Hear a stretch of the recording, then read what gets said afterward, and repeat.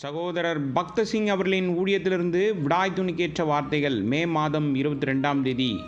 ஒருவரோடு ஒருவர் ஐக்கியப்பட்டிருப்போம்.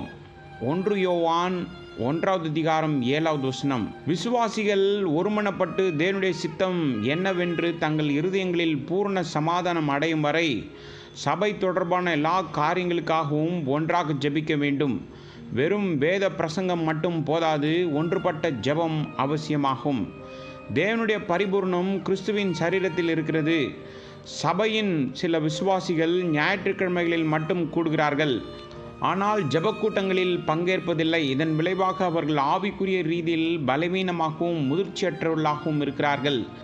அவர்களால் தேவனுடைய ஆழமான காரியங்களை புரிந்து கொள்ள முடியவில்லை. அவர்கள் ஒரு கூட்டத்தில் கலந்து கொண்டு இது மிகவும் அருமையாக இருக்கிறது என்று சொல்லிவிட்டு போய்விடுகிறார்கள். ஆனால் மற்ற விசுவாசிகளுடன் தங்கி சகவாசத்தை அனுபவித்து மகிழவோ அல்லது சபை பொறுப்புகளில் பங்கு கொள்ளவோ ஒருபோதும் அக்கறை காட்டுவதில்லை. இவ்வாறு அவர்கள் கிறிஸ்துவுக்குள் குழந்தைகளாகவே இருக்கிறார்கள். மறுபுறம் கிறிஸ்துவை கிறிஸ்து தங்கள் சரீரத்தின் தலையாக கருத கற்றுக்கொண்டவர்கள் தேவனுடைய பரிபூர்ணத்தை அனுபவிக்க இயங்குவார்கள். அவர்கள் தேவனுடைய ஜனங்களின் ஐக்கியத்தை விரும்புவார்கள் மற்றும் சபை கூட்டங்களில் ஆர்வத்தோடு பங்கேற்பார்கள். ஜபத்திற்காக அடிக்கடி ஐக்கியப்பட கற்றுக்கொண்டால் தேவ ஜனங்களாகிய நாம் என்ன விதமான வல்லமையை அனுபவிப்போம் என்பதை அனுபவத்திலிருந்து நான் அறிவேன்.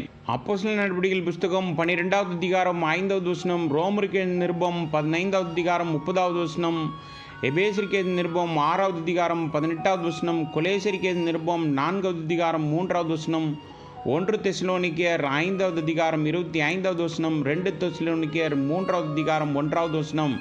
அப்போஸ்தலனாகிய பவுல் எவ்வளவு பெரிய தேவனுடைய ஊழியனாக இருந்த போதிலும் பரிசுத்தவான்களின் ஜபங்களை தொடர்ந்து கேட்பதை நாம் இந்த அதிகாரங்களில் வாசிக்கின்றோம். அவன் தேவனை நன்கு அறிந்திருந்தான், ஆயினும் அவன் சபையின் ஜபங்களை சார்ந்திருந்தான். இந்த அர்த்தத்தில் நாமும் ஒருவரை ஒருவர் சார்ந்திருக்க வேண்டும். எனக்கு நீயும் உனக்கு நானும் வேண்டும். நாம் ஒன்றாக இருக்க வேண்டும், ஒன்றாக சந்தோஷப்பட வேண்டும், ஒன்றாக துன்பப்பட வேண்டும். கிறிஸ்துவின் ஒரே தலையின் கீழ் ஒன்றாக ஊழியம் செய்ய வேண்டும். இதனால்தான் நாம் கிறிஸ்துவின் சரீரம் என்று அழைக்கப்படுகிறோம்.